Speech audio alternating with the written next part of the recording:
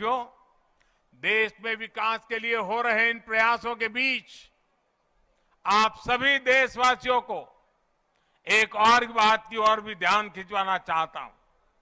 हमारे देश में कुछ लोग हैं जो 2014 के बाद से ही ये ठान कर बैठे हैं और पब्लिकली बोले भी हैं और उन्होंने अपना संकल्प घोषित किया है। क्या किया है?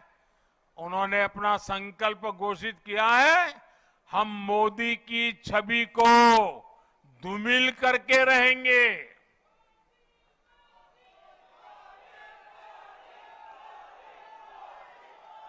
इसके लिए इन लोगों ने भांति भांति के लोगों को सुपारी दे रखी है और खुद भी मोर्चा संभाले हुए हैं। इन लोगों का साथ देने के लिए कुछ लोग देश के भीतर है और कुछ देश के बाहर भी बैठकर अपना काम कर रहे हैं। ये लोग लगातार कोशिश करते रहे हैं कि किसी तरह मोदी की इमेज को धूमिल कर दें, लेकिन आज भारत के गरीब, भारत का मध्यम वर्ग, भारत के आदिवासी, भारत के दलित, पिछड़े, हर भारतीय आज मोदी का सुरक्षा कवच बना हुआ है। और इसीलिए ये लोग बौखला गए हैं। ये लोग नए नए पैंतरे अपना रहे हैं। 2014 में उन्होंने मोदी की इमेज, मोदी की छवि धूमिल करने का संकल्प लिया। अब इन लोगों ने संकल्प ले लिया है, मोदी तेरी कब्र खुदेगी। इनकी साजिशों के बीच आपको, हर देशवासी को देश के विकास पर ध्यान देना है, राष्ट्र निर्माण पर ध्यान देना है। हमें विकसित भारत में मध्य प्रदेश की भूमिका को और बढ़ाना है। ये नई वंदे भारत एक्सप्रेस इसी संकल्प का ही एक हिस्सा है। वंदे भारत एक्सप्रेस से भोपाल और दिल्ली के बीच का सफर और तेज हो जाएगा। ये ट्रेन प्रोफेशनल्स के लिए, नौजवानों के लिए, कारोबारियों के लिए नई नई सुविधा लेकर के आएगी। साथियों, ये आयोजन जिस आधुनिक और भव्य रानी कमलापति स्टेशन पर हो रहा है, उसका लोकार्पण करने का सौभाग्य भी आप सबने मुझे दिया था। आज मुझे यहीं से दिल्ली के लिए भारत की आधुनिकतम वंदे भारत ट्रेन को रवाना करने का आपने अवसर दिया है। रेलवे के इतिहास में कभी बहुत कम ऐसा हुआ होगा कि एक ही स्टेशन पर इतने कम अंतराल में किसी प्रधानमंत्री का दोबारा आना हुआ हो।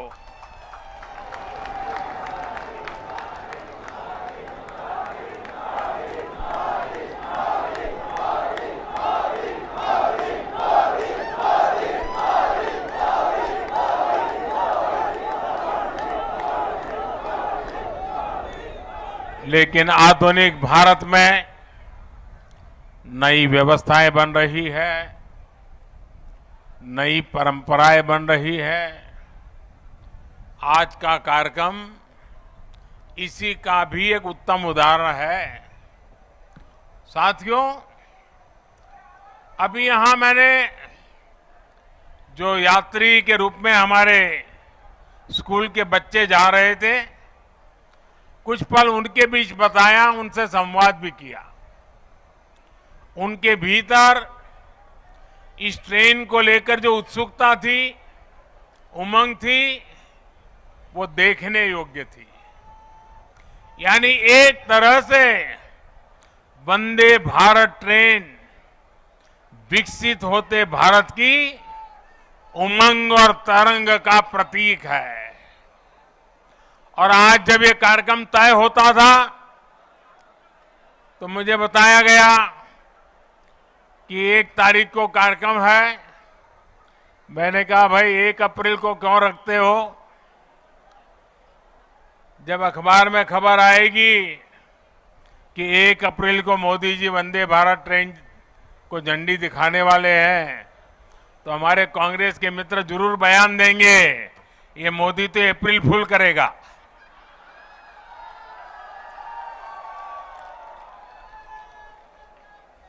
लेकिन आप देखते हैं 1 अप्रैल को ही ये ट्रेन चल पड़ी है।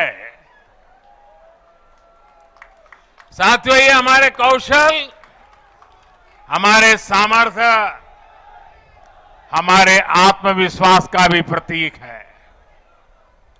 और भोपाल आने वाली ये ट्रेन तो पर्यटन को सबसे ज्यादा मदद करने वाली है।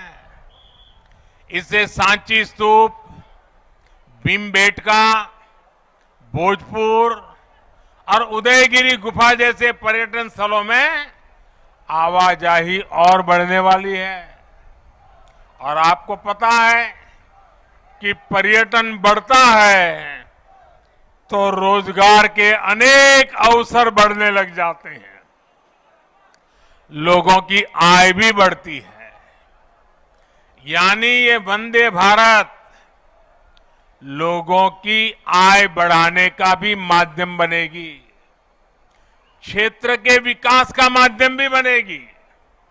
साथियों, 21वीं सदी का भारत अब नई सोच, नए अप्रोच के साथ काम कर रहा है।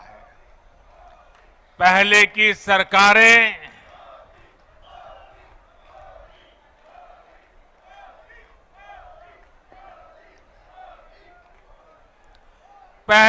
सरकारें तुष्टीकरण में ही इतना व्यस्त रही कि देशवासियों के संतुष्टीकरण पर उनका ध्यान ही नहीं गया। वे वोट बैंक के तुष्टीकरण में जुटे हुए थे। हम देशवासियों के संतुष्टीकरण में समर्पित है। पहले की सरकारों में एक और बात पर बड़ा जोर रहा, वो देश के एक ही परिवार को देश का प्रथम परिवार मानती रही। देश के गरीब परिवार, देश के मध्यम वर्गीय परिवार, उन्होंने अपने हाल पर ही छोड़ दिया था। इन परिवारों की आशाएं, अपेक्षाएं, उन्हें पूछने वाला ही कोई नहीं था।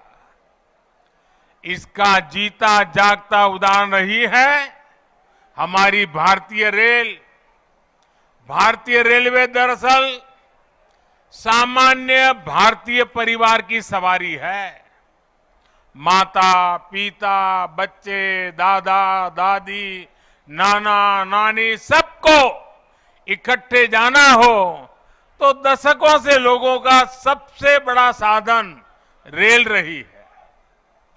क्या सामान्य भारतीय परिवार की इस सवारी को समय के साथ आधुनिक नहीं किया जाना चाहिए था? क्या रेलवे को ऐसे ही बदहाल छोड़ देना सही था? साथियों, आजादी के बाद भारत को एक बना